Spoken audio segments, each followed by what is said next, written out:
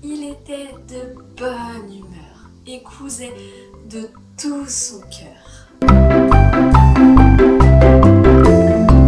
Arriva dans la rue une paysanne qui s'écria « Bonne crème fraîche à vendre, bonne crème fraîche à vendre !» Le petit tailleur sourit et passa sa tête par la fenêtre. Il dit « Venez, venez, chère madame, moi j'adore la crème fraîche. Je vous en achète un pot entier. » Le petit tailleur fit entrer la paysanne et déclare « Elle a l'air délicieuse, votre crème fraîche. » Il prit un morceau de pain dans le buffet, s'en coupa une tranche et le tartina de crème. « Je vais me régaler, dit-il. Mais avant d'y mettre les dents, je dois terminer mon travail. » Il posa sa tartine à côté de lui et continua de coudre. Mais l'odeur de la tartine attira les mouches. « Mais je ne vous ai pas invité !» Et il chassa les mouches. Mais les mouches ne comprennent pas la langue française. Alors, elles reviennent encore et encore voler au-dessus de la tartine. Le petit tailleur se fâcha alors si fort qu'il prit un torchon et d'un coup frappa les mouches.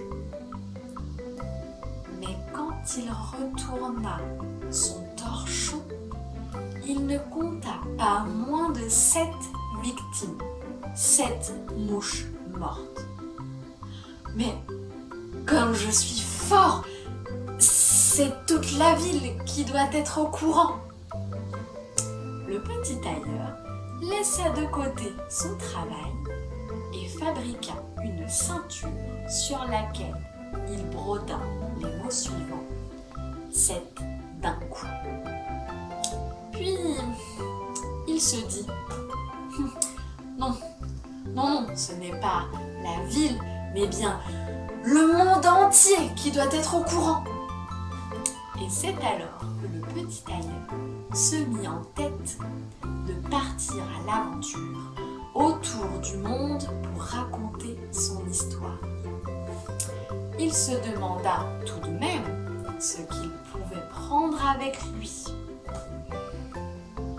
Et tout ce qu'il trouva fut un petit morceau de fromage qu'il mit dans sa poche. Puis, en passant la porte, il prit le petit oiseau qui était dans sa cage.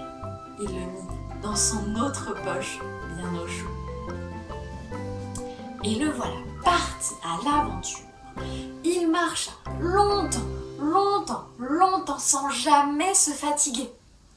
Il arriva près d'une montagne, grimpa jusqu'au sommet et là, il y vit un géant assis là à regarder le paysage. Le petit tailleur s'approcha courageusement vers le géant et s'exclama « Bonjour l'ami, alors comme ça tu es là assis à regarder le paysage ?» Le géant regarda le petit homme d'un air méprisant, puis dit « Comment oses-tu me parler, misérable humain ?» Mais le tailleur répondit « Moi, un misérable humain ? Non, je ne crois pas. Regarde un peu. » Il montra au géant sa ceinture et le géant lut alors 7 d'un coup. 7 d'un coup. Le géant pensa qu'il s'agissait là du nombre de géants que le petit homme avait tués. Le géant commençait à avoir un peu plus de respect pour le petit homme. Il lui dit « c'est d'un coup, tu m'as l'air bien fort. Voyons un peu si tu peux faire aussi bien que moi. » Le géant prit dans sa main une pierre et la serra si fort qu'il en coula de l'eau. Le petit tailleur lui dit « c'est tout. Regarde un peu ce que moi je peux faire. » Le petit tailleur sortit de sa poche le morceau de fromage et le serra si fort qu'il en coula du lait. Alors, c'est quand même mieux de faire couler du lait que de l'eau, non? Le géant n'en crut pas ses yeux. Il ne savait plus quoi dire. Mais est-ce que tu serais capable de faire ça? Le géant prit une pierre et la lança si haut qu'on ne la vit presque plus. Le petit tailleur lui dit « c'est tout? Non, moi, je vais faire mieux que ça. Je vais lancer une pierre, mais elle ne va jamais retomber. Jamais. » Le petit tailleur prend alors l'oiseau qui s'était endormi dans sa poche et le lança dans le ciel. L'oiseau était si heureux de retrouver sa liberté qu'il ne revint jamais. Le géant lui dit alors « si tu es si vaillant, viens donc avec moi dans ma caverne pour passer la nuit. » Le petit tailleur accepta.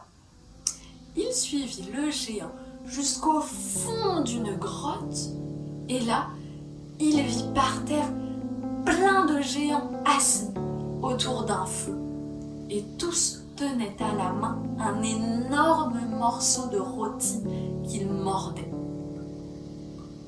Le petit tailleur pensa « c'est grand ici ».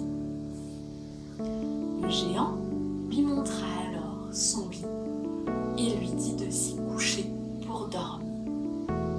Mais ce lit était bien trop grand pour notre petit tailleur. Il ne s'y allongea pas. Il se mit dans un coin. Mais quand minuit arriva, le géant se leva, prit une grande barre de fer et d'un coup brisa le lit et pensait avoir tué le petit tailleur. Au matin, les géants avaient oublié le petit homme. Quand le petit tailleur se réveilla, il sortit du grand lit brisé et salua les géants. Les géants prirent peur et craignaient qu'il ne les tue. Ils s'enfuirent en courant. Et notre petit tailleur continua son chemin au hasard.